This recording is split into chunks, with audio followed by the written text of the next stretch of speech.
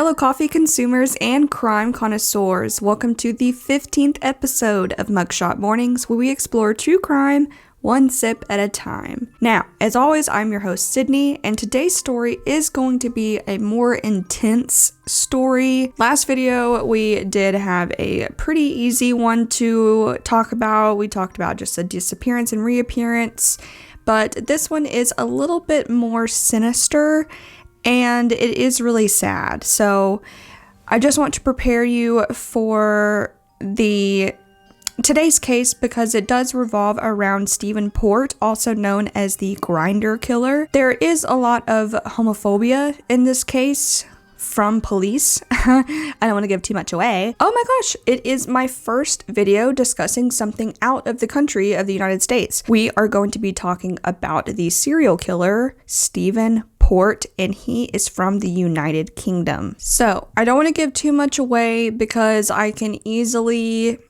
tell too much, and I don't want to do that. I think this is my first serial killer that I've talked about. It's my first serial killer that I've talked about on the podcast. Whoa! And it's from the UK. So before we get into that, I did change up a little bit. I didn't do this cinematic vlog, my nail tech. By the way, Morgan, if you're watching, I'm not kidding. You know that my dog ate my homework. My dog ate my nail. I'm not kidding. It fell off and it was on the table. And I think when Aaron and I walked away from having dinner and I was like, I'm just going to glue this on later, I think my dog might have thought that it was like food or something because I came back and it was no longer on the table. I looked underneath the couch. I looked in the couch cushions. I was like, maybe I didn't put it on the table. I definitely put it on the table because I remember setting it on top of my book and it was gone. So I think my dog think maybe it was a crumb, ate my nail, but it's okay. But anyways, my nail tech said that she actually likes the way that this looks more than the cinematic vlog. So I'm going to try this out and when I edit it and see if I like it more. Before we get into our sip and solve, my coffee's all right. I will say that the journey to get it was very good. I drove over to Scooters, as always. I love Scooters. I don't know if any of you know this about me, but I love Scooters. I am such a diehard Scooters fan. It's sweet. I wanted a pumpkin caramelicious so bad, but I told myself that every single episode I'm going to try a new coffee. I got something called a maple bourbon latte. It's one of their fall drinks, and it is too sweet for me. It is too sweet. It makes whenever you eat something and it's really sweet and your jaw tightens up, or like you can feel it in between your eyes. Just me. That's what I'm feeling. And it's just not a good feeling. Why did I say it like that? Let's get into our sip and solve today, guys.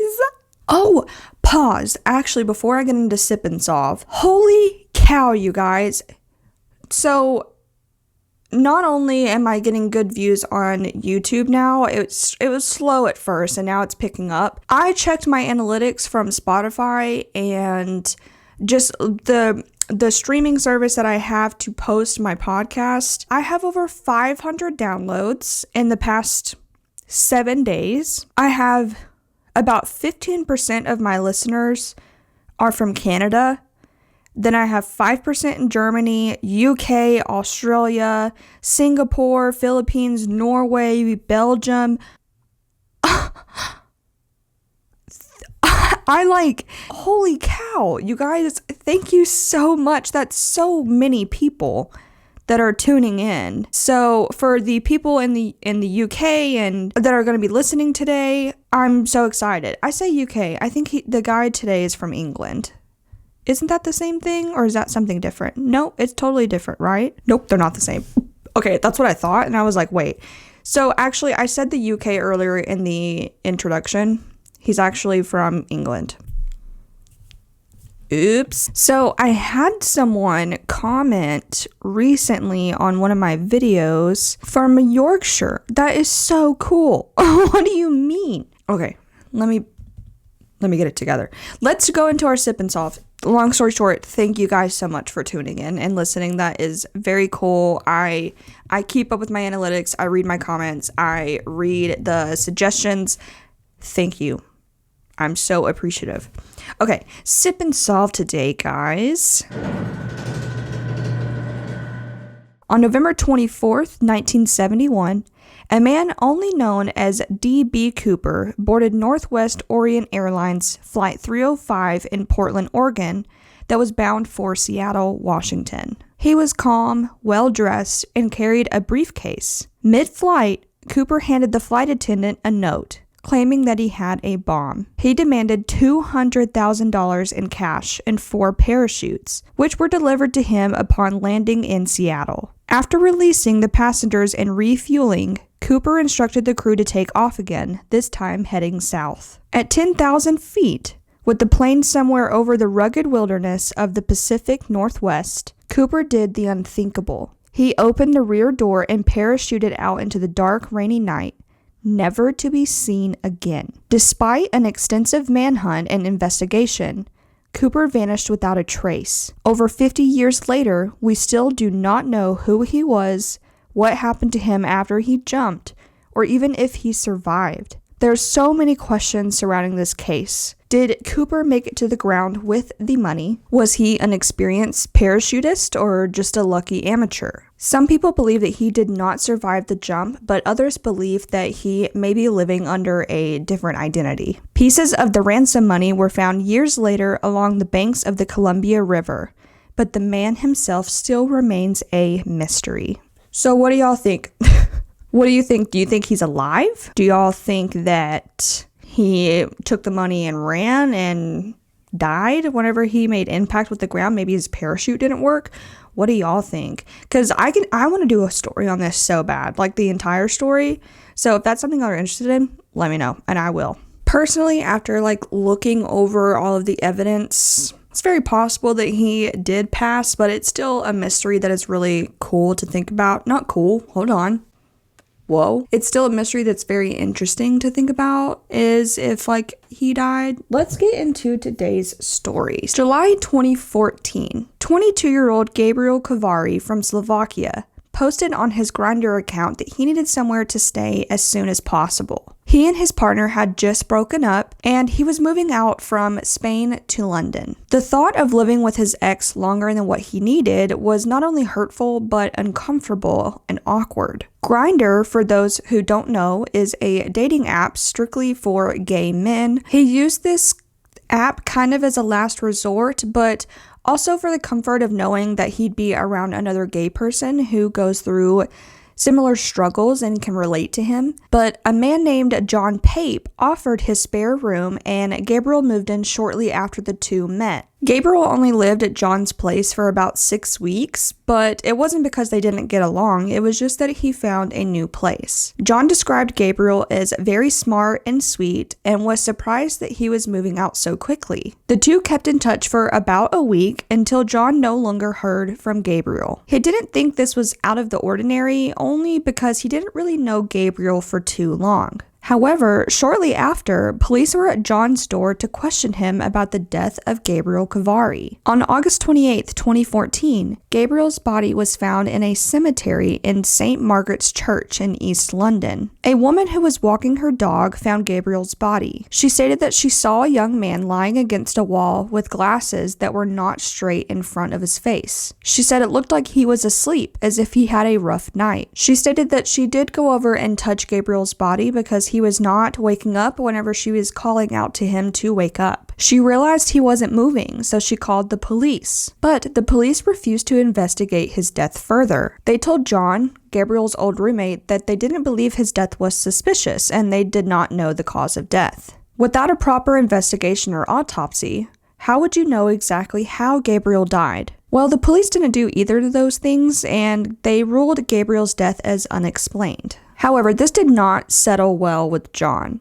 He did not like that police were not giving a thorough investigation into Gabriel's death. His death was really suspicious. If there wasn't any foul play, at least do an autopsy or toxicology report to confirm that it was drinking or drugs. But they didn't do any of that. John decided he was going to look into Gabriel's death himself. He came across another unexplained death of a young man named Anthony Walgate. Anthony's death was only 2 months before Gabriel's unexplained death. Anthony's body was found only 0.2 miles away from St. Margaret's Church on Cook Street in June of 2014. Anthony Walgate was 23 years old and was from northern England in a town named Hull. Anthony was studying fashion in London and was a part of the LGBTQ+ community. He was described as the life of the party, very caring, outgoing, ambitious, and obviously he loved fashion and wanted a lifelong career in fashion. As described earlier, he was found on Cook Street and was badly beaten. He was bruised and bloody, and police saw his death as suspicious, but still ultimately ruled it as unexplained. They did not investigate further, nor did they do an autopsy. Now, John is reading this and making weird, similar connections between the two men's deaths. He understood why the police came to him since Gabriel was not from this country, but John decided to reach out to Gabriel's ex-boyfriend to inform him of his death. While talking to this ex-boyfriend, John was told that a friend of Gabriel's was also just found in the exact same cemetery, on the exact same wall, in the exact same position, also deceased. Weirdly, the exact same woman who found Gabriel's body was the same woman who found this friend's body. On September 20th, 2014, the same woman was walking her exact route with her dog, which happened to be near the St. Margaret's Church, where she had just stumbled across Daniel Whitworth. Daniel was a young gentleman from Kent and was an aspiring chef. John and this ex-boyfriend of Gabriel's kept talking, and it was discovered that Daniel and Gabriel knew each other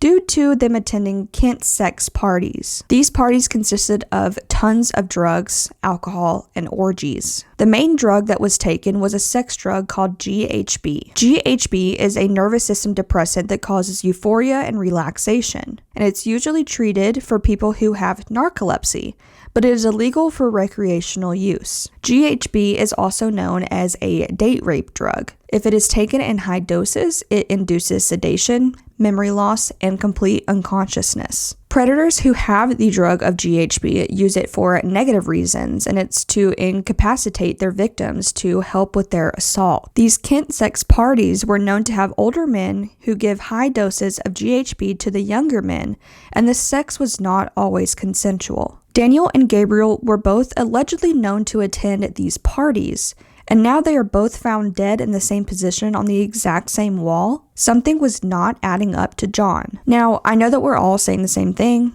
Look into the connections between the three men, the three victims. There is a serial killer. Why are the police not doing anything about this? John took this newfound evidence and he brought it to the police to see if maybe they could do something. He thought something sinister was happening at these parties, and he wanted the police to look at what happened to Daniel and Gabriel. It is unknown at this point if Anthony also attended these Kent sex parties, but his body was found extremely close to the other two victims. John presented this evidence to police, and the police, again, did nothing. He said that there's possibly a serial killer out there on their hands and they're not doing anything. John pried the police and said that someone was targeting these young gay men and it was dangerous. He feared that he may be the next victim since he knew Gabriel, but it could only be a matter of time. He begged the police to take this seriously, but they just weren't. John even went to the media, including LGBTQ+ media, to possibly gain their attention and their help,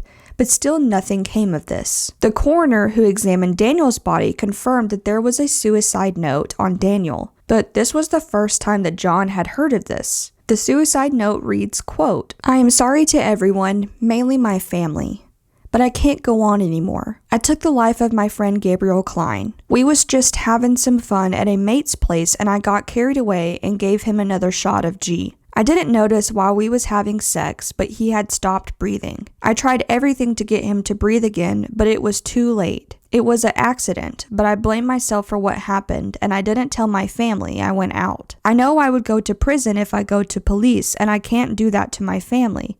And at least this way, I can at least be with Gabriel again. I hope he can forgive me. By the way, please do not blame the guy I was with last night. We only had sex, then I left, but he knows nothing about what I've done. I have taken what G I had left with sleeping pills, So if it does kill me, it's what I deserved. Feeling dizzy now, as I took 10 minutes ago, so hoping you understand my writing. I dropped my phone on way here, so should be in the grass somewhere. Sorry to everyone. Love always, Daniel P.W.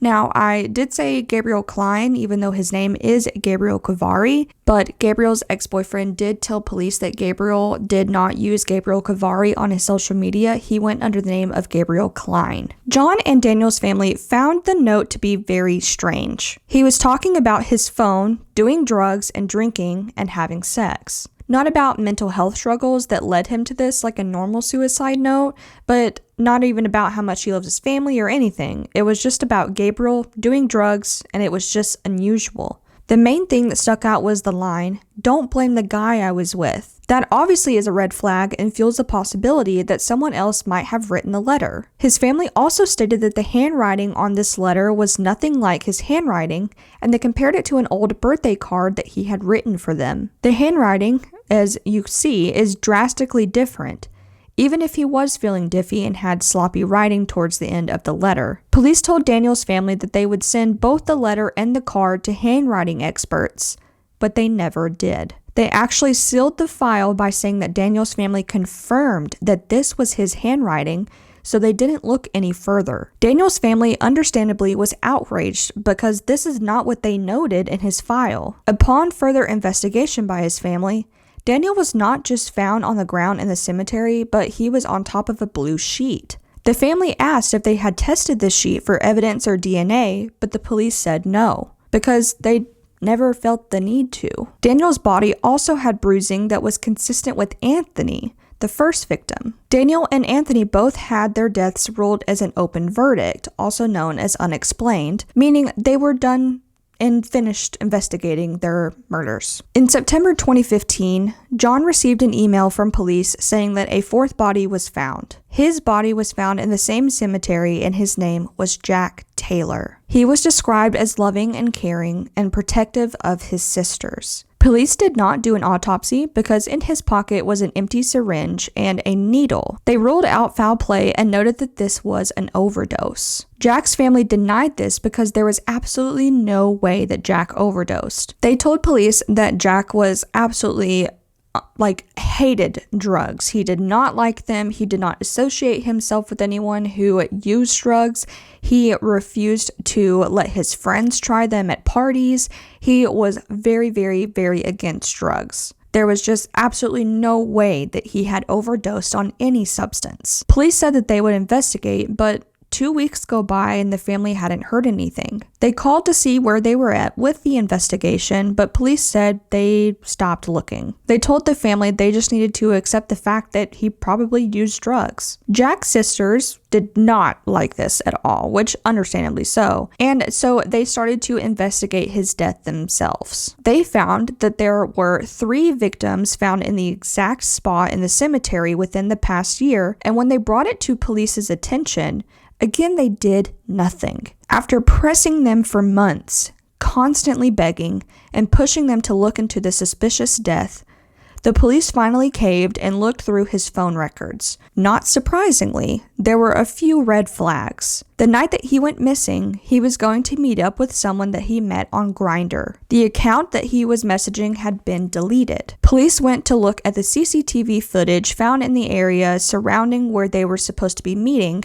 and they noticed he was walking around with a man who was tall and blonde. They are spotted walking together on several cameras, but they see Jack walking alone in the direction of the cemetery. He is not with the blonde man anymore. He's alone. This kind of made police go, well, he's walking alone to the cemetery, the man's not with him anymore, so this man isn't responsible, it's an overdose. A week later, a new sergeant was put on the case. Jack's sisters went to him and told them the theory and begged him to look into it. They said that police had shrugged it off when they mentioned that there was a blind spot in the cameras, and maybe they met up again after that. Or maybe it wasn't Jack at all. Maybe it was someone else walking alone and the 2 men walked in a different direction. They refused to look at separate cameras until this new officer stated that he would look into it further when whether there was a camera in the blind spot and see if their theory was true. After reviewing the camera footage, their theory was correct. CCTV footage showed that the person who was walking alone was not Jack. It was a totally random person that police said was Jack, and they tried to rush and close the case. But a different camera spotted the two men still walking. Jack and this strange man who was tall and blonde. Jack's family asked police if they would post this random, unidentified man to hopefully have someone come forward and identify him. But police said no and ruled Jack's death as an open verdict, just as they did the previous victims. Jack's sisters still did not take no for an answer. They pushed and pushed and pushed for police to take them seriously and have this photo posted to the public. They refused to believe it was not foul play. They refused to believe that he overdosed, or whatever the police tried to state this time. They knew something happened to their brother. Eventually, police caved and posted this photo in hopes of someone identifying him and possibly closing the case. Within 48 hours, on October 15th of 2015, police arrested someone named Stephen Port. Stephen John Port was 41 years old at the time of the case. He was born on February 22nd, 1975 in Southend-on-Sea in Essex, England. He was bullied in school, was known to be a loner, and didn't have many friends. He lived with his parents until his early 30s in East London, and his neighbor described him as having a peculiar, childlike personality. He noted that Stephen played with children's toys even as an adult. Stephen left school at the age of 16 and he trained as a chef for 2 years. He eventually moved out of his parents' home and moved to Barking, London, and worked as a chef at Stagecoach. He also appeared on one episode of MasterChef. His flat neighbor noted that he knew Stephen had a massive amount of drugs that he kept in his apartment, and he regularly had young men over. Stephen didn't come out as gay until his mid-20s. He was kind of nervous and embarrassed and only would date through dating apps or escort services. He wouldn't try to meet anyone in person. This neighbor noted that he witnessed multiple relationships that Stephen would have with these men. It seemed that Stephen was an abusive boyfriend. Some ex-boyfriends stated he would hit them and shove them into furniture, and it seemed to progress into more violence over time with more boyfriends. Stephen was also very fit and had a nice build and body, which most homosexual men found attractive. On top of this, he had very nice blonde hair, but it was actually a toupee. Stephen was bald, and the toupee enhanced his confidence in appearance. Stephen would meet most of his hookups on escort services or dating websites, specifically Grindr. He always had different personas and biographies of his life. On one profile, he graduated from Oxford and was in the Royal Navy. But on another profile, he stated that he was a special education teacher. Little did these men know that Stephen would hold a drug that was a date rape drug known as GHB that would change their lives forever. As stated earlier, the neighbors said that he knew Stephen held a lot of drugs, and these drugs included poppers, Viagra, crystal meth, and more. Stephen would add a liquid form of GHB into his victims' drinks and take them to his flat in Barking and rape them. Not just the 4 men he eventually murdered, but there were many more victims. Stephen was held in the police station under the suspicion of the 4 men's murders. Stephen served prison time earlier in 2015 for the connection of Anthony's murder. Anthony was found by someone walking home from a night shift, which of course happened to be Stephen Port. He told police that he didn't know who the deceased man was, and he went on about his life. Months go by, and after the 2 more murders happened, police decided to check Anthony's phone after they checked the phone history of Gabriel and Daniels. Police found that Anthony worked part-time as an escort, and one of his clients happened to be Stephen. Anthony was on a job at the time of his death, which was none other than Stephen. So you'd think that they would keep him in custody and arrest him for that. Well, no. Police said that he had GHB in his system, and since that's a sex drug and he had consensual sex, it was just an accidental overdose. They believed maybe Stephen didn't want to come out and admit that he was gay, or maybe that he had ordered an escort service, so he pretended that he didn't know who this man was. But either way, he was arrested for lying, which obviously is illegal. You can't lie to police. He served only 3 out of his 8-month-long sentence. Also, Anthony's family was not told about this. Police took Stephen's phone to look through his phone history and found that he had a fake profile named John. This Facebook profile was apparently the one that was telling Gabriel's ex-boyfriend about the Kent sex parties, who then the ex-boyfriend went and told John Pape, Gabriel's previous roommate. The fake profile showed that John was offering him to come live with him at his flat. Gabriel told John Pape that he was leaving because he had found another roommate. Well, after Gabriel moved in with Stephen texted his neighbor to come over and meet his new roommate. The neighbor and Gabriel got along really well, so he texted Stephen that he really liked Gabriel and he was very nice. Stephen ominously texted back, "I'm taking good care of him. He." After a few days, Gabriel was no longer texting the neighbor back. When the neighbor brought this to Stephen's attention, Stephen told him that Gabriel might have run off with another man that he had talked about while he lived there. And then a few days later, Stephen texted this neighbor again and told him that Gabriel moved back home, caught an illness, and tragically died. But he asserted to the neighbor to not go and post about it on Facebook, as Gabriel's family was still mourning the loss and it just would have been disrespectful. Police checked this Grindr account and found chat logs between Stephen and Jack Taylor. All of his phone logs showed that Stephen knew all 4 victims, and his search history showed that there was a possible motive for the murder. He searched for date rape drugs, unconscious porn videos, and more things sinister about what he would potentially do later to the 4 men. Only a few minutes later, his next search history was the escort service website that he used to book Anthony. Police go to Stephen's flat to test for evidence. They found all of the drugs that were in the 4 victims' systems. The evidence that links all 4 victims to Stephen would really piss you off, because if police looked into the first victim, Anthony, none of the murders would have possibly happened. Now, the evidence surrounding Anthony was that Stephen used this escort service to book Anthony after searching date rape drugs, which clearly showed his intentions on what he was going to do to Anthony. Anthony went down from his hometown of Hull to Barking, where Stephen lived, to provide the services, and then was found deceased by the same man who killed him. Gabriel Kavari was one who lived with Stephen. He went missing while living with Stephen, and Stephen made fake profiles to help the backstory he made up of Kent sex parties and more. Jack Taylor had evidence that he was spotted around with Stephen on CCTV footage, along with chat logs on the dating website that Stephen had deleted. Police were able to recover this, thankfully, to prove that they were together the night that he went missing. The needle that he supposedly used to overdose was not actually even used. It was just a placement in his pocket. He never actually overdosed, but we and his family already knew that. Daniel Whitworth. The suicide note that he had was weird. They didn't have any chat logs or anything to link the two together, so they decided to go and test the DNA that was on the suicide note. Of course, Stephen's fingerprints were found all over the note, indicating that he was the one who had written the suicide note. The blue sheet that he was found on was also tested, and of course, Stephen's DNA found all over it. Police tried to get Stephen to confess so that they didn't have to do the hours of questioning. That actually really pisses me off, because this just kind of proved how lazy the police were and had been.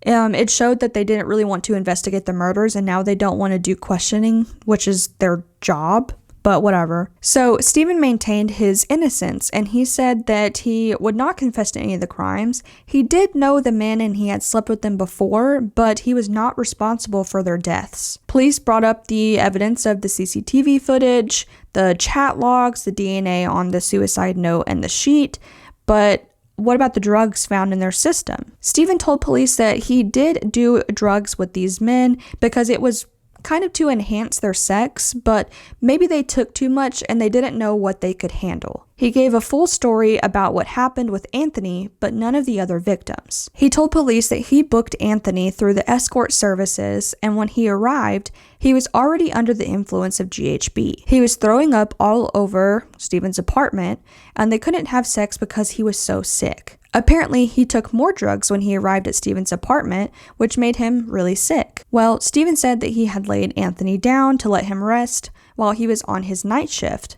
But whenever he was walking back, he had found Anthony's body outside, as if Anthony tried to leave while he was gone. Multiple people had also come out after Stephen was arrested. They confirmed that this had happened to them too, but they had survived. They were lured to his apartment, and they were date raped by Stephen. Most of the men didn't want to tell police because they had not come out as gay and they were really embarrassed. In November of 2016, Steven went to trial for the rape and murder of the 4 victims and 3 other men who came forward about their experiences from being raped by Steven. He also was charged of 10 counts of administering a substance with intent and 4 separate counts of sexual assault. Ultimately, he was found guilty of all charges and was sentenced to life in prison.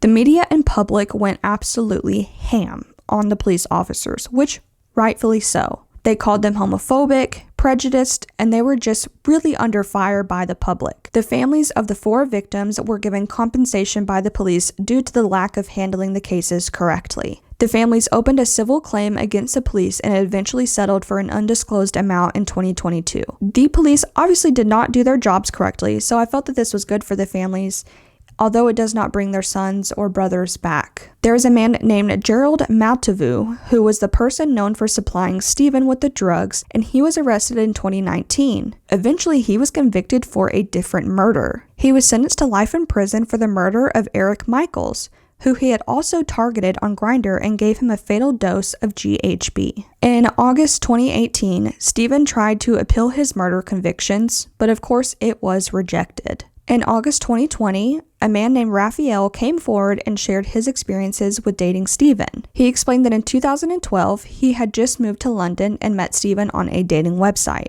They lived together for a while, but they broke up and Raphael moved back to Brazil. He said that he had a job and was doing really well and just really wanted to randomly look up one day what Steven was up to. The only things that were popping up was Steven Port, along with the words documentary and serial killer. He stated that this made sense because there was a lot of strange things going on and he had a lot of unusual behavior. So, Steven is still alive today. He is in HM prison in Belmarsh, South London. And yeah, that's where he will live out the rest of his days. Stupid piece of shit. Okay, everyone. So what did we think of today's story? What did we think of today's story? This man is gross. I first heard the story through Eleanor Neal, who is from the UK. Or is she from England? Oh my god, she's from Yorkshire. Hey, that's where that guy was from that commented on my stuff last week. Whoa. Okay, so that's England. Yorkshire is England, right? Is Yorkshire England? Area in England. Thank you guys so much for listening today. I know that this one was kind of a hard listen.